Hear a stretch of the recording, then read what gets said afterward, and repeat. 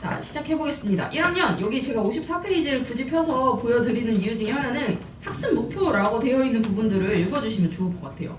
학습 목표. 이게 1학년 완전히 초보분들이 거래를 할 수 있도록 일단 만들어드리는 게 목표인 책이었기 때문에 학습 목표에 데모 트레이딩으로 선물 거래 시작하기라는 내용이 들어갑니다. 데모 트레이딩이더라도 선물 거래를 시작한다라는 거는 이 롱숏의 개념을 이해를 하고 버튼을 뭘 눌러야 되는지 이해를 해야 된다라는 내용이고, 이번에 100회 트레이딩으로 거래소를 능숙하게 사용해야 된다. 100회가 틀리든 맞든 이게 맞추는 게 중요한 게 아니라 거래를 해보는 게 중요한 거예요. 그리고 여기서 중요한 거 4번 매매일지를 작성하여 나만의 매매 원칙 세우기, 이 부분 꼭 매매 원칙이 정말 중요해서요. 매매 원칙 세우는 거를 목표로 보면 좋을 것 같습니다. 자, 56페이지부터 설명 들어갈게요. 오늘은 설명해드릴 게 조금 많아서 몇 페이지만 해보도록 하겠습니다. 자, 56페이지에 원웨이 모드와 해지 모드 이 부분 확인을 하도록 하겠습니다. 원웨이 모드 그 선물 거래를 할 때 해외 거래소에서 활용하는 모드예요. 그런데 이 모드는 어떤 거냐면, 원웨이 모드는 롱숏 단방향으로만 배팅이 가능하다라고 합니다. 그리고 해지 모드 같은 경우는 롱숏 동시에 양방향으로 배팅이 가능하다라는 이야기예요. 그러니까 말 그대로 예를 들어 내가 비트코인을 10만 달러에 롱으로 배팅을 한쪽으로만 할 수도 있고, 아니면 롱과 숏을 동시에 할 수도 있어요. 같은 가격에서 롱도 잡고 숏도 잡을 수가 있는 게 양방향 해지 모드인 거고요. 롱이나 숏 둘 중에 하나밖에 못 잡아 라고 하는 게 원웨이 모드입니다. 이 두 가지 모드가 있는데, 이걸 말씀드리는 이유 중에 사실 저희는 방향을 예측을 하고 그거를 시그널을 받고 그대로 거래를 하잖아요. 그래서 양방향을 사용하실 일은 없다고 보시면 돼요. 그런데 여기에 적혀 있는 내용을 보시면 초보분들께는 기본적으로 단방향 매매를 권장드립니다.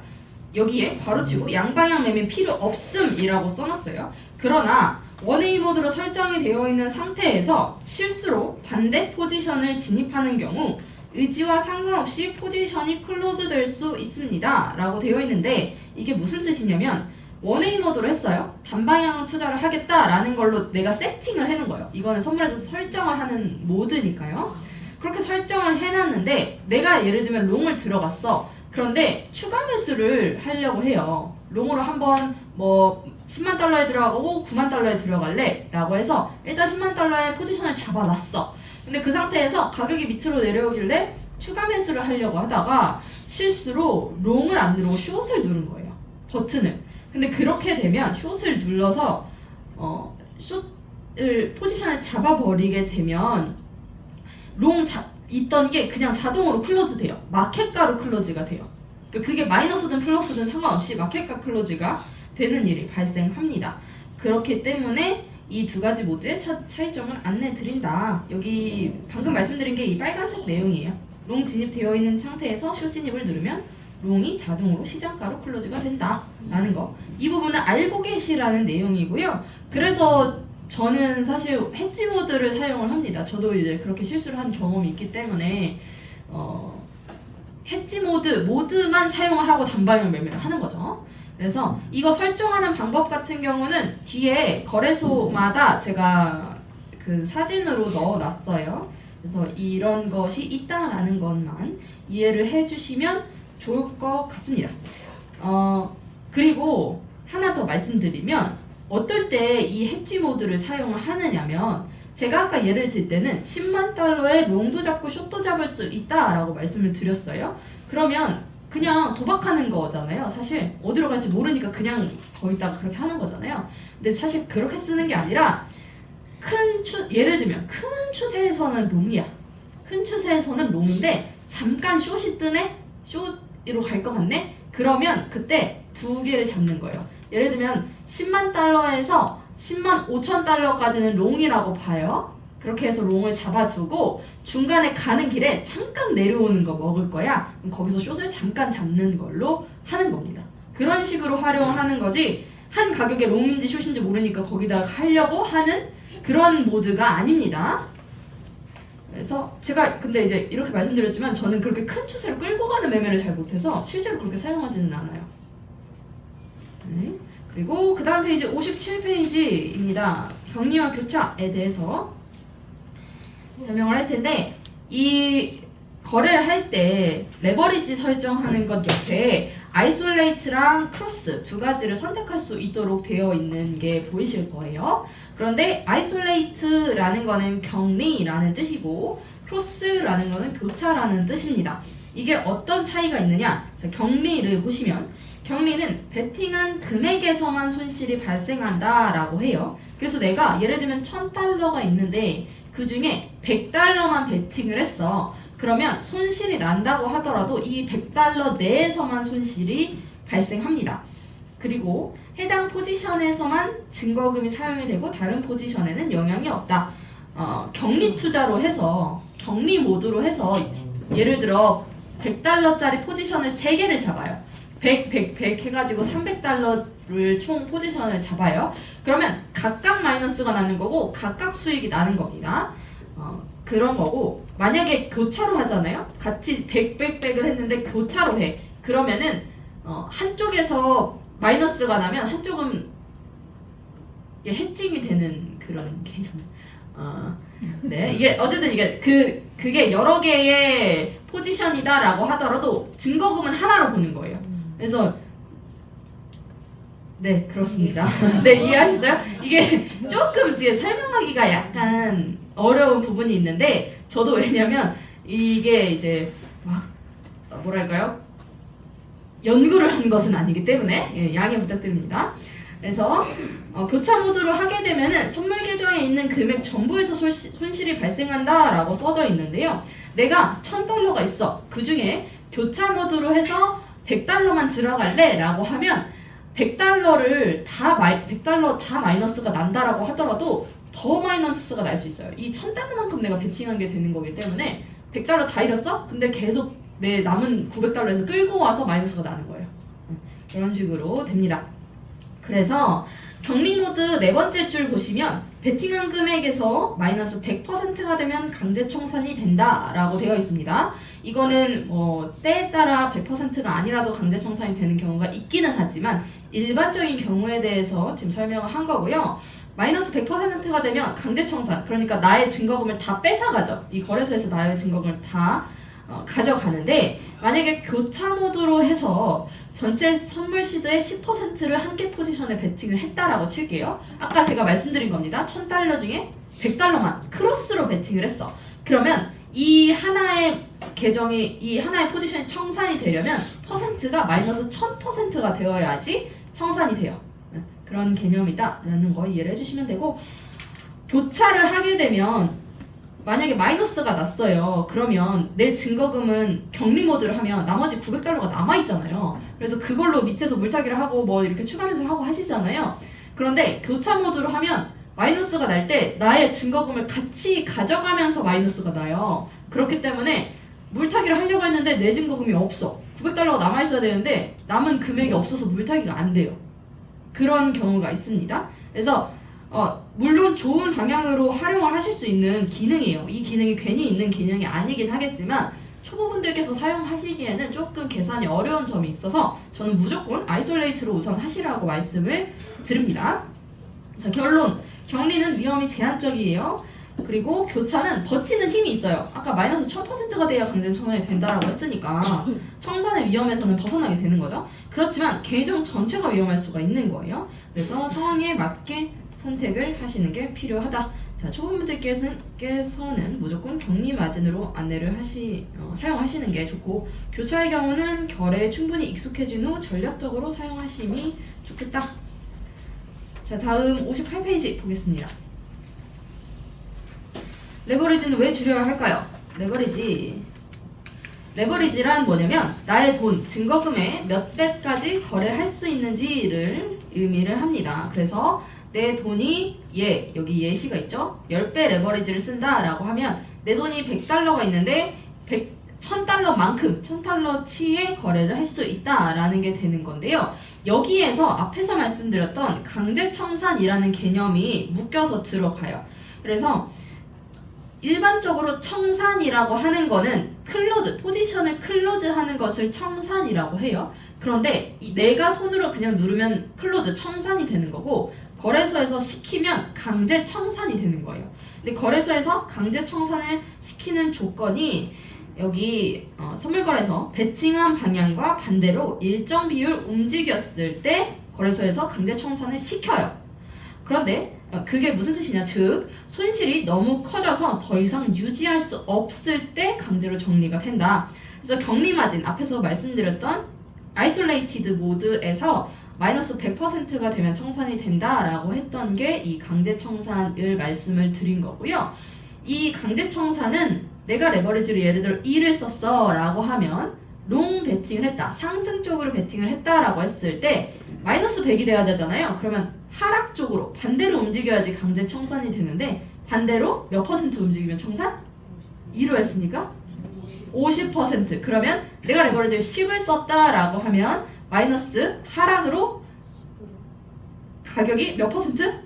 10%가 되면 마이너스 100이 되죠. 그래서 강제 청산을 당하는 거고. 그래서 레버리지 100을 써. 레버리지 100 쓰면 좋은 거 아니야? 돈 더블 되니까 돈이 100 많이 늘어나니까 좋은 거 아니야? 라고 생각하실 수 있지만 1% 움직이면은 100%만큼 수익이 돼요. 그런데 1%만 움직여도 나의 돈이 다 청산당할 수 있다 라는 개념을 이해를 해주시면 됩니다. 그래서 밑에 제가 지금 말씀드린 게 이거예요. 레버리지가 높으면 어떻게 되냐? 조금만 가격이 움직여도 강제 청산당할 위험이 크다. 예시로 적어놓은 부분에 보시면 레버리지, 저희가 이제 레버리지를 1, 2, 3을 보통 말씀을 드리잖아요. 근데 2와 3이 숫자 하나 차이인데 생각보다 큽니다. 여기 2가 코인 가격이 50% 움직이면 강제 청산이 된다라고 되어 있고, 레버리지 3은 그냥 단순 계산했을 때 코인 가격이 33.3% 움직이면 강제 청산이니까 이 갭이 굉장히 큰 거예요. 그래서 이 3을 사용을 할 때 좀 유연하게 사용을 하시는 게, 저는 3 같은 경우는 조금 더 메이저에 사용을 하고요. 내가 모르는 코인들은 그냥 2 혹은 1 이런 식으로 사용을 합니다. 그래서 레버리지도 그냥 무조건 3, 무조건 2 이것도 사실 괜찮아요. 어차피 낮은 레버리지이기 때문에 괜찮지만 좀 유연하게 활용하실 수도 있다. 자, 작은 가격에도 가격 변동에도 청산 위험이 있다라는 거는 초보자는 멘탈 유지가 어렵다. 무리한 레버리지로 몇 번 손실이 나면 원금 복구가 어려워진다. 그래서 결론, 레버리지가 높을수록 위험이 커지고 레버리지가 높을수록 빠르게 돈을 벌 수도 있지만 같은 속도로 전 재산을 잃을 수도 있다. 천천히 배우고 낮은 레버리지로 안전하게 트레이딩하는 것이 중요하다라는 거 여기까지 정리를 해보고요. 그 다음에 여기까지 하겠습니다. 펀딩 P와 펀딩 B, 펀딩률 이 부분 하겠습니다. 이거 며칠 전에 제가 실전할 때도 한번 설명을 드렸던 부분인 것 같아요. 이 지금 이더리움이라는 사진을 하나 넣어놓은 게 있는데 여기 펀딩 슬래시 세틀멘트라고 되어 있는 여기 빨간색 네모 부분을 보시면 여기에 퍼센트가 있고 뒤에가 시간이에요. 지금 이 사진상 보시면 0.0302% 이게 마이너스이거나 플러스이거나인데 현재 마이너스가 없죠. 이게 양수인 펀딩률인 겁니다. 제가 지금 여기에 펀딩 P와 펀딩 B라는 제목을 지어놨잖아요. 펀딩 P라고 하는 거는 FE 수수료를 얘기하는 거예요. 금액을 얘기하는 거고요. 펀딩 B라는 거는 펀딩 비율을 얘기하는 겁니다. 그래서 이 펀딩 B는 여기 빨간 네모에 있는 퍼센트를 얘기를 하는 거다. 밑에 설명해놨습니다. 펀딩 P란 무기한 선물 거래에서 롱과 숏 포지션 간 균형을 맞추기에 발생되는 비용. 그 얘기 많이 들으셨죠? 그 축구 경기 할 때 뭐 브라질이랑 한국은 어디다 배팅할 거냐? 그 얘기가 펀딩 P 관련된 얘기가 됩니다. 저희가 하는 선물은 기한이 없어요. 무기한 선물이기 때문에 기한 없이 계속 유지하고 있으면 거래소가 우리 좋은 일 시켜줄 이유가 없잖아요. 그렇기 때문에 수수료를 계속 떼가는 거예요. 너 수수료 내 이런 식으로 그걸 계속 유지하기 싫게 만드는 겁니다. 그런 게 이렇게 발생한다. 그래서 기한이 있는 선물이 있어요. 코인도 기한 있는 선물, 유기한 선물이 있는데 유기한 선물에는 펀딩피가 없습니다. 그래서 무기한 선물에만 발생되는 건데 보통 8시간마다 지급 또는 차감이에요. 지급 또는 차감인데 이거는 정산 시간에만 나갑니다. 그래서 여기에 지금 빨간 네모 보시면 시간 뒤에 02 0620 이렇게 되어 있잖아요. 2시간 6분 20초 남았다라는 거예요.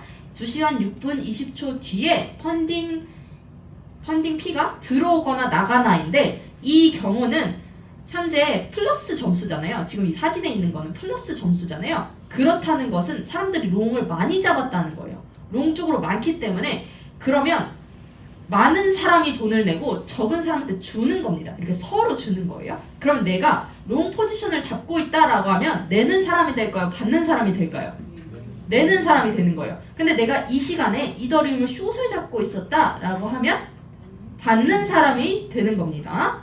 그리고 정산 시간은 보통 8시간, 그래서 1시, 9시, 17시라고 한국 시간 기준으로 체크를 해놨는데 이거는 거래하는 코인에 따라서 달라집니다. 일반적으로 8시간인 거고 4시간짜리도 있고요, 2시간짜리도 있고요, 1시간짜리도 있고 여러 가지 보실 수가 있습니다.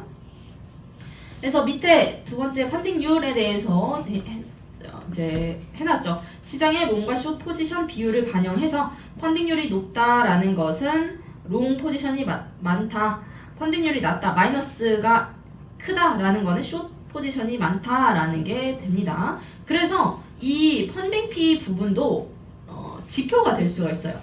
시장에 현재 롱이 많구나, 숏이 많구나 라는 거래 지표로도 활용을 하기도 합니다. 펀딩피 기본 원리 여기에 아까 설명드린 내용이 있습니다. 양수인 경우 롱이 숏에게, 음수인 경우 숏이 롱에게 지급하고 중요한 내용은 정산 시간에 포지션이 없으면 펀딩피가 없다. 그래서 8시, 그러니까 1시, 9시, 7시, 17시잖아요. 근데 내가 9시 1분에 포지션을 잡은 다음에 5시, 17시 전에 포지션을 클로즈를 했다라고 하면 펀딩피를 안 냅니다. 다만 수수료는 내요. 거래할 때 수수료는 다른 내용입니다.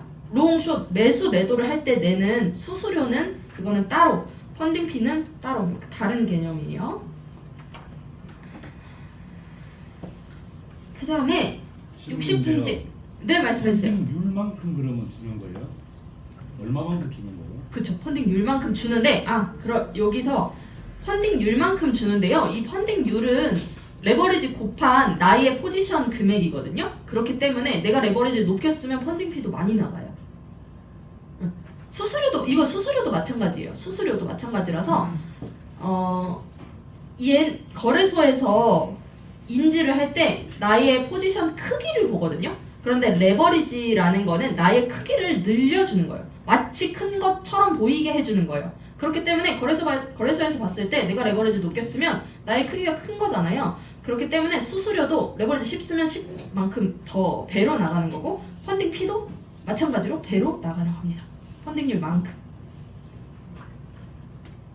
되셨을까요? 네. 60페이지까지 보도록 하겠습니다. 60페이지.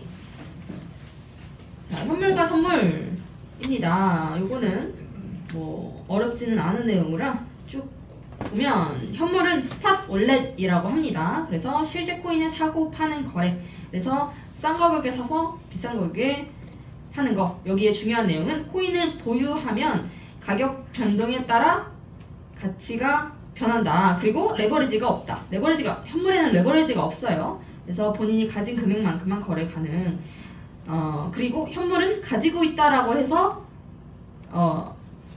나가는 돈이 있는 게 아니에요. 유지 비용이 없어요. 아까 선물 같은 경우는 포지션이 있으면 유지 비용이 계속 나가잖아요. 펀딩피가 들어오고 나가고 이런 게 있는데 현물에서는 유지 비용은 없습니다. 다만 매수 매도할 때 수수료는 당연히 나가게 됩니다. 그리고 밑에 USD 여기에 S라는 글씨가 빠져있네요. USD 퓨처스라는 게 있는데 USDT 선물을 얘기합니다. 그래서 테더를 담보로 하는 선물 계약 거래, 롱과 숏 패팅 가능한 거고 레버리지 적용 가능, 정산 단위가 USDT다.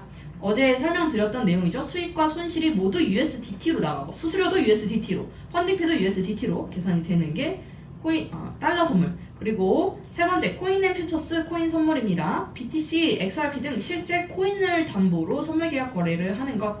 그래서 레버리지 적용 당연히 가능하고요. 정산 단위는 내가 거래한 그 코인. BTC로 계약하면 수익과 손실이 BTC로 계산됨.